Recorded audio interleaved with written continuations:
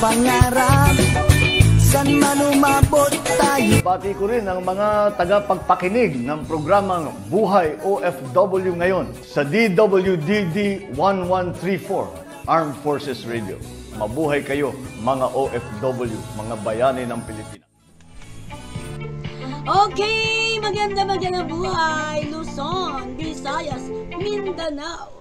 Narito lang po tayo sa programang Buhay OFW, Bantay at Kasangga, at syempre po, Siyensya, Teknolohiya, at iba pa. Ito po si Terry Alpa. Hello po sa inyong lahat.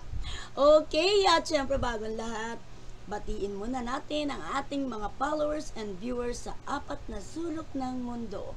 Ang Bantay at Kasangga ng OFW International Chapter. Apat na sulok ng mundo po yan, kaya hindi ko na kayo iisa-isahin. Congratulations sa inyong mga ginagawang mga programa. Diyan po, kinararangal po ang mga Pilipino kung saan po naroon ang BK Chapter. And of course, ang lahat din ay patiin natin ating mga bossing dyan po sa DWDD Katropa Radio. Ang ating boss, hello po, saludo po kami sa inyo. And of course, ang ating mga very supportive technical side, mga kababaihang sundalo at kalalakihan. Hello po sa inyo. Thank you so much sa suporta. At kayo po, kami po ay napapakinggan sa DWDD Armed Forces Radio, sa inyo pong talapitan, sa inyong mga radio, i-click nyo lang po o i-pihit nyo lang po sa 1134 kHz AM band. At kami po, ang aming po mga programa mula po umaga hanggang sa gabi po ay napakagaganda ng mga broadcaster at mga reporter. Ang mga broadcaster mo natin ng mga lalaki, mga babae, mga sundalo, ang gaganda po nila. At syempre, ang mga programa po, yung mga tinatalakay, talagang ma-enjoy nyo. Marami pong impormasyon na mga mahalaga, lalo na po sa peace and order situation sa ating bansa. So, ngayong araw na ito, ay maganda po rin yung ating magiging guest. Kasi po, itong ating guest ngayong araw na ito ay isa pong cooperative na sinuportahan po ng ating Pangulong BBM dahil ito po ay kaugnay sa pagpapababa ng bigas na magawang 20 pesos na laging binabantayan po ng ating mga kababayan kung kailan ba magiging 20 pesos. Ito na po, isa po itong cooperative na ito na talaga masasabi natin nagpababa ng presyo ng bigas. Malalaman nyo kung ano po yung sikreto nila. Hindi lang po yan, ito pong banggitin na po natin, maunlad na Pilipinas Agri-Cooperative na hindi pa man po nauupo ang ating Pangulo, suportado na po niya ito at suportado rin po ng group na ito ang ating Pangulong BBM. So this time makikita po natin yung kanilang ginawa, yung mga proyekto nila, yung sekreto nila, ano ba yung kanilang sipag na patuloy na hanggang ngayon ay kalulunsad lang po nila ng bigas sa halagang 20 pesos. Kasi po ito ay nakabase sa Nueva Ecija, sa Cabanatuan. So doon nyo na po, maaabel na rin po yung bigas na nagkakahalagang 20. At dito rin naman sa atin sa Manila, punta po kayo sa Kadiwa. Diyan po sa May Circle. Andiyan po ang Kadiwa sa DA Department of Agriculture, kung saan po mabibili nyo po ang mababang bigas na nagkakahalaga po ng 20 pesos. Ayan. At siyempre, ito pong kanilang chairperson na napakasipag ay i-introduce po natin. Pero mamaya po naman yung ating pong partner i-introduce din natin. Okay, pakilala na po natin ang ating guest. Walang iba po kundi si Kuya Edgar C. Amores mula po sa Nueva Ecija, maunlad na Pinas Cooperative Chairperson. Siya po yun. At habang mamaya po pagbati niya, ay ipapalabas po natin yung video, actual video po ng kanilang mga programa at mga proyekto. Okay, tawagin na po natin ang ating pong Kuya Edgar C. Amores. Palakpakan po natin siya. Pinas na Sabagay, Ma'am Terry, Sir Albert, ay andyan pa naman yung ating samahan, di ba? Yung bagong maulad na Pilipinas mo. Oo, andyan pa naman. Opo, ngayon po kami po para mas lalo natin mapaunlad ng kabuhayan ng ating mga kasamaang magsasaka. Ganon din po yung ating mga miyembro na tinuring din natin na sila ay farm worker, sila po ay katuwang sa ating kooperatiba. Yung mga pangkaraniwang mamamayan dito sa ating sa Nueva Ecija ay kasama natin sa kooperatiba. Tayo po ay nagbuo sa asistirin ni Sir Gary at nung panahon na yon, naging kooperatiba po kami, madalit salita, Ma'am Terry, Sir Albert, noong March 27, 2023. Ibig sabihin po, meron na rin po tayong mahigit na 2 taon bilang co-op. Sa magiging 2 taon po ay ating pinagsisikapan na mapaunlad ng kabuhayan ng bawat isa. Tayo po ay nagsisikap upang nang ganon ay maitaguyod natin ang adikahin para maging magampanan natin at matulungan yung ating mga magsasaka, lalo na po sa ating agricultural production ng ating co-op. Dahil karaniwan po, mas marami po ngayon, ating membro ay mga magsasaka at saka mga farm workers.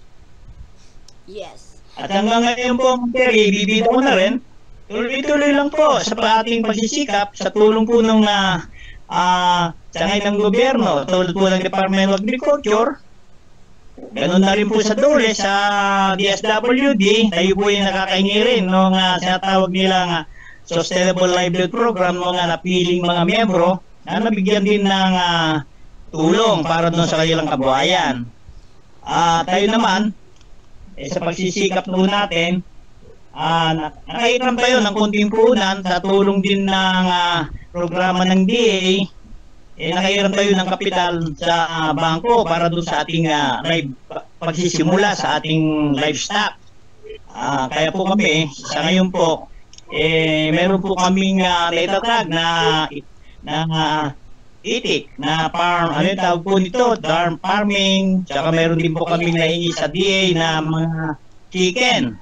Rhode Island namin inalagaan ngayon. Yeah, Kuya Edgar, mas maganda siguro pakita natin yung video ng inyong mga programa, yung inyong mga project.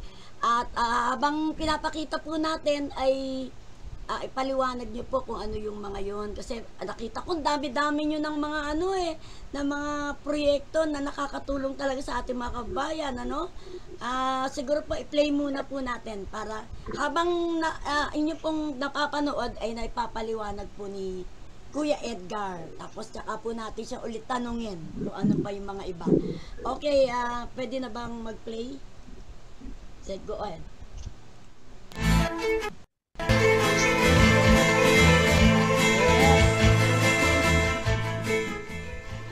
Okay, go ahead. Nakikita niyo ba yung video na pina-play natin ngayon? Hindi po, Ma'am Terry. Hindi ko po nakikita. Okay, hindi niya napapanood. Pero sa nakikita po natin dito, BMPM to NEMPAC from 2021 to Yes, 2025. Dito po pinakikita Ma'am Terry, yes po. Yes po. Dito po sa screen natin, ito po yung napapanood ngayon ng ating mga kababayan, yung mga followers and viewers po natin, napapanood po na may magandang music. Ano mo yung music ng konti? Yan, may background tayo. Para ito po yung sinanyo na video. Pinapakita po yung inyong mga proyekto. Ayan. Sige po, go ahead po. Sige po, go ahead po. Pwede nyo na pong ikwento habang pina-play po natin. Ano po yung inyong mga naging programa, mga proyekto na naging tagumpay na po habang ang gandang music. Taga-bukid talaga. Sige po, go ahead po. Sayang Ma'am Terry, hindi ko nakikita. Anyway, Hindi ko rin nakikita. Di bale, ang mga followers natin nakikita ito sa ating live. So, explain nyo na lang po kasi may mga produkto po na pinakikita rito. So, sabihin nyo na lang po, ano po ba yung mga successful na produkto nyo? Kasi dito nakikita namin may gulay, may mga parang bottled products kayo. Go ahead po, isa-isahin nyo na lang po kung ano yung mga yon. Okay po, Ma'am Terry. sige po. Yung ating pong kooperatiba, dahil po agriculture nito, para po doon sa makadagdag tayo ng kita ng ating mga sa ating mga membro o pamilya ng ating mga farmers, ay tayo po gumagawa po ng livelihood din, na tulad po ng ang aming mga project. Mayroon po kaming bakery na binili, pagkatapos yung tinapay na yan ay binebenta ko namin. Pagkatapos na sumasama rin po kami sa dinadala rin po namin yan sa mga kadiwa, sa mga nakikisali po kami, na-invite po kami ng provincial capital, provincial government, yung kanilang programa para dun sa suporta sa kadiwa ng Pangulo. Ngayon, yung aming mga inaani ng ating mga magsasaka ay sila'y nagdadala rekta, kaya mura po namin na ibinebenta po namin sa panahon ng kadiwa, sa kadiwa ng Pangulo, sa mga pinupuntaan naming events. Pagkatapos po, yung aming mga itlog ng itik ay ginagawa namin itlog na pula upang mas lalo pong kikita. Dahil kasi sa ngayon po, Ma'am Terry, nagsa po yung itlog ng itik na yon, lalo na ngayon, kung 6 ngayon, 7. Naibebenta pa ngayon na mas maganda, 13. Kaya po yun, inaipaproseso namin. Dinadala rin po namin yan para makilala yung aming mga produkto at makapagbenta kami ng mura sa mga events ng kadiwa ng Pangulo bilang suporta po sa kanyang programa. Yes. Pagkatapos po, mayroon naman kaming mga ginagawa rin po kami ng peanut butter, at kami po ay tinutulong din ng DTI para doon po sa paggawa o kaya yung tinatawag ko nilang design, upang ganun mapaganda yung aming product, upang na ganun magiging kaakit-akit o kaya naman magiging talagang pang-mall, ika nga. Sabi ko ba doon? Para tumaas yung value. Kaya kung nakikita nyo, katulad po ngayon, magpapasko na naman, nakagayak na naman po kami na gagawa ng marami. Baka sakaling magustuhan. Pero ito napakaganda yung aming ginagawang peanut, dahil kasi ito po sariwa, nanggagaling din sa aming membro, yung ani. Pagkatapos po, yung ginagawa po namin, parang gano'n, makatulong kami sa ating mga magulang, tawag po nito, mga asa-asawa ng aming mga membro, ay gumagawa po kami ng mga ganito para maibenta o nila. At sila rin po ang nagbebenta, at yung magiging benta nila dahil sa kanila naman yung product, kuminsan po sa kanila na rin po itubo. Ganun po yung nangyayari. Tapos, ang aming co-op naman, nakapagtatag naman na po mayroon naman po kaming pinagsisimulan ngayon na 1,000 itik, saka meron pa kaming peking duck. Maganda po na Sir Albert, Ma'am Terry, yung peking duck. Oo. Ang 2 months lang, malalaki na yung aming peking duck. Pwede nang litsunin, pwede nang gawing kailangan balak ko namin. Pati po yung aming Rhode Island na malapit na rin pong mangitlog, na ito po ay nai-request namin. Panahon pa ni yung ating Undersecretary Sabeliano, na isa rin nagpursige na tumulong sa atin sa pamamagitan ni Sir Gary. Ngayon, nakuha natin to. Ngayon, meron na siya sigurong kulang 3 buwan. Yung mga manok, malalaki na rin, mga Rhode Islands. Baka sakali po, na ito makapag-racing. Balak ko namin, makapagparami, para nang gano'n na maibigay namin sa mga membro namin na is talagang interesadong mag-alaga para maparami rin. Okay. Katulad din yung... Yes. Kuya, meron akong tatanong, yung pinaka-highlight po na talagang nagawa ninyo na ikinatuwa ng ating Pangulo, yung pong ating bigas, mukhang napababa nyo yung presyo. Ayun! Ano po ba ang sekreto nyo at paano nyo ginawa yan? Ang unang-una po, Ma'am Terry, kulang pa naman tayo sa kagamitan. Nais nga natin ang programa natin. Kuwalang po, isa pa lang ang naingi naming makinarya sa PhilMec. Yung pong binigyan po kami ng traktora. Pero nais nga namin sana na mas mapaunlad ng kabuhayan ng ating pagsasaka, under process pa yung iba naming kagamitan na dapat maitulong sa amin upang sana madagdagan o mabawasan ng katagalan ng pagpapatanim namin ng palay at may proseso naman namin sana ito na mabili doon sa ating mga membro. Tapos ito ikikis-kis natin, gawin natin bigas. Ang nangyayari po ngayon, dahil wala pa tayo noon, ay binibenta pa ng ating mga membro sa mga local buyer. Kaya medyo mataas pa, medyo may lugi-lugi pa sa katotohanan yung ating mga membro. Yung po nating nakikita, ang ibinibenta po namin bigas ngayon, na mayroon po kaming itinayong tawag po nito, yung barangay bigasan, ay yung pong mga bigas din po na yon ay pinagiling ng ating mga membro sa mga local na gilingan, tapos binibenta rin sa atin. Yun din po, kaya nakikita natin yung iba, naging commercial, yun ibinibenta po natin sa simula po ng 32, 33, 34, pinakamataas na po yung 50. Ngayon, para lalo tayong makatulong sa ating Pangulo, yung aming kooperatiba po ay nag-apply sa AMAD, dito po sa DA, para kami na maging Kadiwa store po yung ating tindahan, yung tinatawag po natin barangay Kadiwa, barangay bigasan.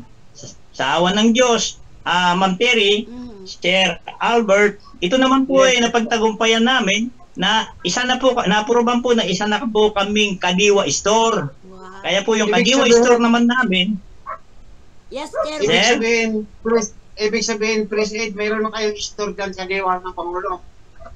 Yes, na-approvean na yan, Sir Albert. Kaya po kami ay nakaka-avail na kami ngayon sa NFA through FPI di AMAD ng mga bigas na 20 ng ating Pangulo. Yung programa ng Pangulo ngayon, nakakapaglabas na kami sa NFA ngayon.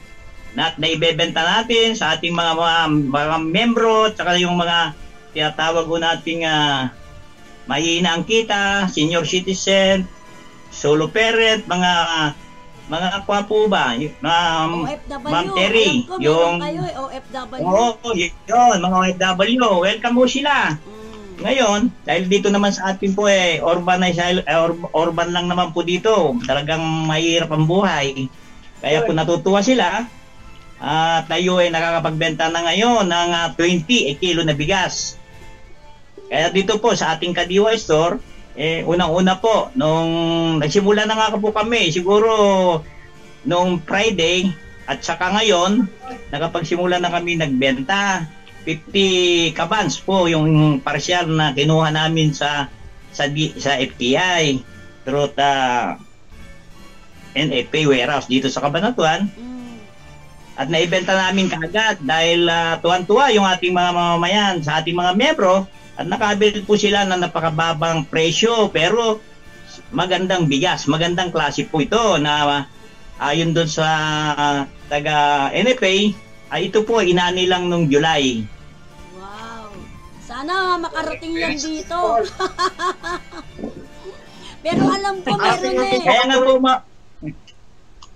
mayroon naman, Ma'am Terry. Ngayon po, ang pinakamaganda mo po sa amin, ang sabi nga po nila, maswerte daw po kami, pero siyempre sa pagsisikap naman yon, kami lang po yung pangalawang may Kadiwa store dito sa Cabanatuan na kooperatiba.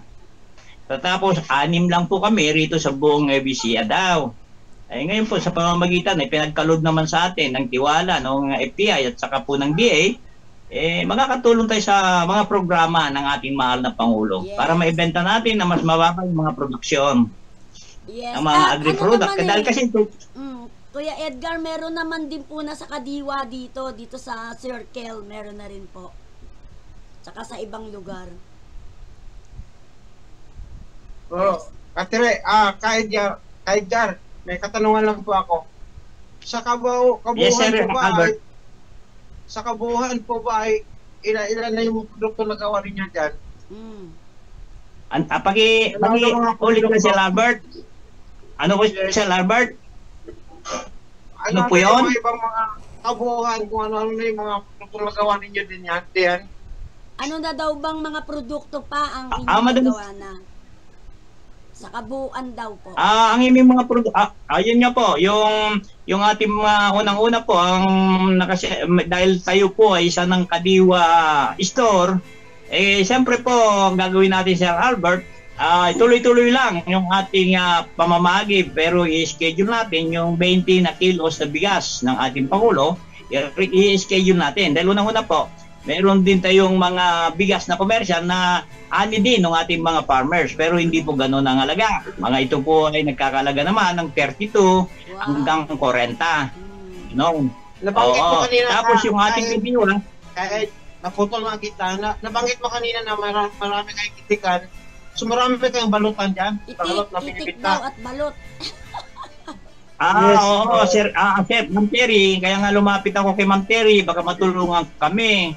Alam mo kasi, Sir Albert, alam nyo kasi, dahil tayo ay bago pa lang sa kooperatiba, unang-una, yung mga tinatawag nating mga kagamitan, yung mga makinarya o ano yon, yung machines, katulad po nung tawag pa nito, yung incubator, kailangan natin yung incubator na ang capacity sana 1,000 para hindi masayang. Kasi yung ating itik, 1,000.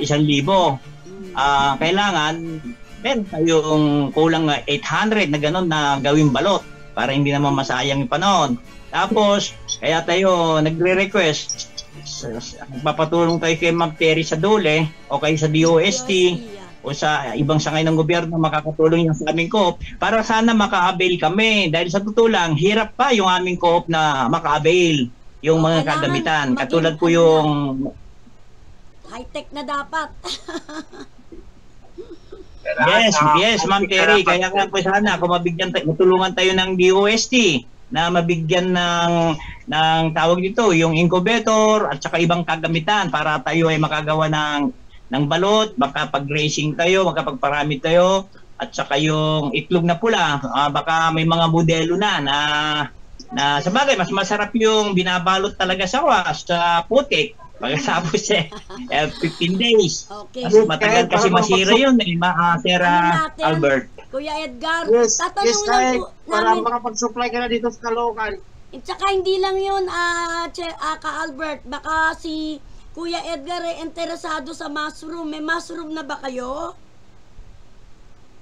Interesado po kami. Wala pa, Ma'am Ayan, Terry. Pero kami po, marami sanang programa na katulad po yung greenhouse. Dahil yung greenhouse, di ba, marami tayong pwedeng itanim dyan. Dahil yan po ay pinakamodelo. Katulad doon sa atin dito sa syudad. Napakasimple po ron yung, pero kulang nga po tayo sa pinansyal o kagamitan. Ito po alam ko po, ito ay naipangingi naman sana sa isang project kung may lalapit natin sa DOST o sa DOLE. Ayan, Ka Albert, mag-usap kayo ni Kuya Edgar tungkol dyan sa mushroom mo kasi itong si Ka Albert, nais nang umpisan itong mushroom. Ang maganda rin ito na pagkakitaan. Mag-usap kayo dyan. Oo. At saka, Opo. Ka Edgar, at saka yung request mo Yes, na sir. mag-supply ka ng balot dito sa amin, sa Caloocan. Anytime, sir. Kung gusto nyo po. Usap Kung gusto kayo. nyo, sir, ganito. I-schedule nyo upang tayo mag-ano tayo ng balot. Maggawa po kami ng balot para kung ilan po yung mga pwede natin pong ipadala dyan. Yan nga po yung ating Available naman, kakulangan diba? ng... Sir? Yes, available naman ang po. products nila. Oo, yun lang. Dapat alam mo, pag nagbagsak sila Kuya Edgar dyan, meron ka na agad na mga talaga, consumer. Kasi meron po tayong, Kuya Edgar, meron po tayong Bantay at Kasangga headquarters dyan po sa Camarin, Caloocan. Doon po. Nag-i-start na po si Ka Albert yes. doon. Opo, yung Ma'am Terry, matanong ko lang po, ano po ba yung sinasabi ni Sir Albert? Kami po ba ay magbabagsak ng balot, ganon? Yan, ay pag-usapan yan. Pag-usapan natin. Pag-usapan nyo, Pag-usapan mamaya. natin kailangan para Mamaya. Hindi para lang, matulungan natin yung produkto mo dyan, ma-dispose. tsaka hindi lang, Pwede po yan. hindi lang yung itlog, marami kayong products na pwede nyong ibagsak do sa headquarters ni ni Ka Albert. Mag-usap po kayo diyan pag Yes po. Ayan. Yes po, kahit ko dito, Ma'am Terry, kahit anong klase ng gulay, pagkatapos yung kalamansi, yung ating mga membro, ang kalamansihan nila, hektarya. Ngayon, maganda nga po kung mayroon tayong magandang market para nang ganon, iano na lang namin lahat yan. Meron din si Ka Albert na mga fertilizer. Alam ko, Kuya Edgar, may fertilizer kayo, di ba? Tuloy pa ba yon? Opo, ang dati po, mayroon, alam mo si Ma'am Terry, yung pong dati na nung ako yung ma-interview last year, yung po kasi fermented. Ngayon na po, ay binigyan tayo na kaingi nga pala tayo sa DA ng tinatawag nilang composting facility. Okay. Composting facility po ito, nasa atin, pero hindi po natin pa nasisimulan. Ito po ay napagaganda sa mga waste material na gawing fertilizer. Mayroon na pong training ng ating mga membro, pero dahil po kulang po kami doon sa tinatawag pa na mga operation na mga kagamitan, kuryente, dahil nailipat unapin sa isang lugar. Pero lang sa amin na yung gamit. Matagal na nga po. Meron na yatang 4 na buwan. Nasa amin na yung composter. Kung nakikita nyo sa aking video, kompleto po yun. May shedder yun. Tapos mayroong tawag po nito. Kompleto po, Ma'am Terry. Pwede na kaming gumawa ng fertilizer. Unang-una, malapit lang po ang palengke rito. Yung mga damage o kaya yung mga gulay na tinatapon, mga prutas. Mas madali pong gawin dito ngayon. Opo, giligiling na lang po. Hindi katulad nung dati, fermented. Yung nakita nyo, yung una. Oo. Yun, okay. Okay, Kuya. Opo. Ka Albert, may tanong ka pa ba?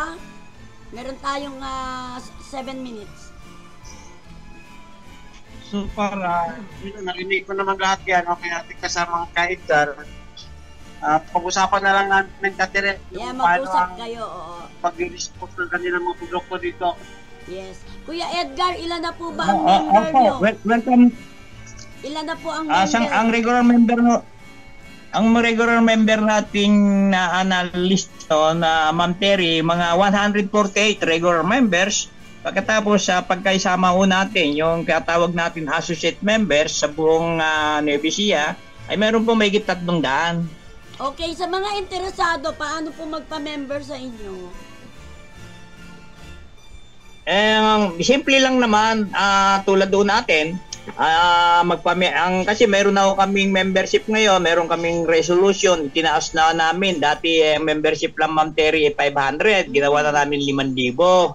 Para nang ganon, masustain namin, dahil kasi alam nyo naman, maraming mga nilalakad, mga ganon ng co-op. Pangalawa, ang aming share of capital, nagsisimula po, meron tayong shares of 5 shares, 5,000 lang naman, para maging regular member. Okay. Ayun. Okay, so, meron na lang tayo ilang minuto. Siguro kung meron pa kayong gustong idagdag bago tayo pansamantala magpaalam. Yes, Kuya Edgar. Ang kahilingan lang natin sana sa ating mahal na Pangulo, marinig din sana kami.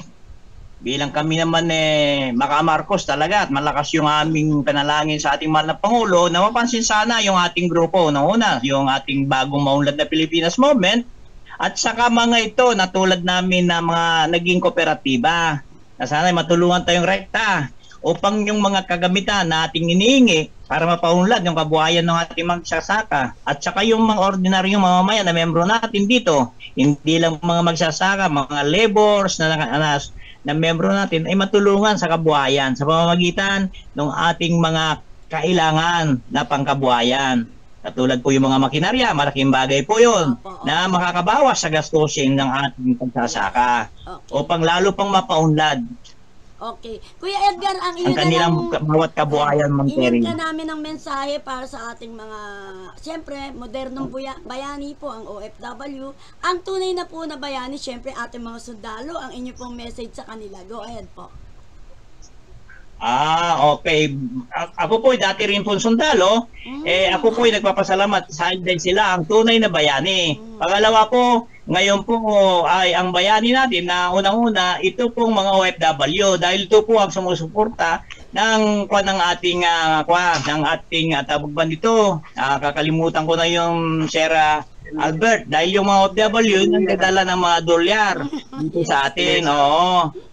At yan ang nagsasakripisyo, iniiwan yung kanilang pamilya upang makatulong hindi lang sa pamilya, kundi sa ating bansa. Yes. Pangalawa po, yung sundalo naman, kung wala po tayong sundalo, magulo ang mundo natin, magulo ang bayan natin, walang didepensa. Dahil dati ako sundalo, Ano po matagal kayo? ko rin iniwan ng Philippine pamilya Army? ko dahil kung saan ako nagdidistino. Army po ba kayo? Philippine Army. Ako, Retired na. Philippine Army po ako dati. Retired na kayo. Kailang, Ma'am Terry. Sa Kapinpin Flag Train. Sa Kapinpin. Ayan, may dugong sundalo pala si Kuya Edgar. Ranger.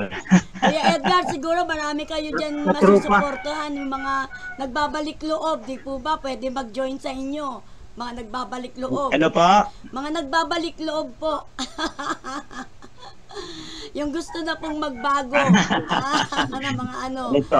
Lefties. Apo. Ayan, At marami ako po, at saka, Ma'am Terry, sumasaludo po ako sa ating kasaluduan ang katapatan nila sa ating saligang batas, lalo po sa mga elected na ating mga nakaupo na, si katulad ni Pangulo nating Marcos. Sana po ay nasa katapatan na kanilang ang kanilang katapatan sa constitution natin. Maraming salamat po. Yes, At palakpakan magandang po natin hapon. si Kuya Edgar.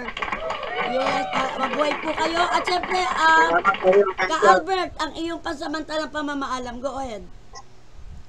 Yes, may dagdag ako saglit po kay Edgar. No? Kay Edgar, mayroon din po akong dito, yung organic booster fertilizer. Pagtulungan po tayo. Mag-usap ko kayo. Para po sa ating mga kababayan, mga OFW sa abroad, tutok lang po kayo lagi sa aming programa dahil marami kayo po mga dissemination and information. Lalo na ngayon na pinapalakas namin ang cooperative para sa pangkabuhayan at handa po kaming tumulong sa inyo kung ano pa yung mga kailangan ninyo para pag uwi nyo dito ay mayroon kayong malalapitan, mayroon kayong sariling Yes. at para naman sa ating mga konsultaluhan, saludo po kami sa inyo, sa inyong katapatan sa ating konstitusyon. Maraming salamat po. Okay, palakpakan po natin ang ating mga OFW. Mabuhay po, Sir Albert. Mabuhay po, OFW natin. Yes, mag-usap po kayo. After this, mag-video chat kayo. Okay, pansamantala na po tayo magpapaalam. Yes, sana po ay marami kayong natutunan sa co-op ni Maraming Kuya salamat, Ma'am Terry, sa inyong programa. Yes, and of course, be happy, stress-free, at palagi po tayong manalangin na ang ating bansa, anuman po ang kinakaharap, ay nalulutas.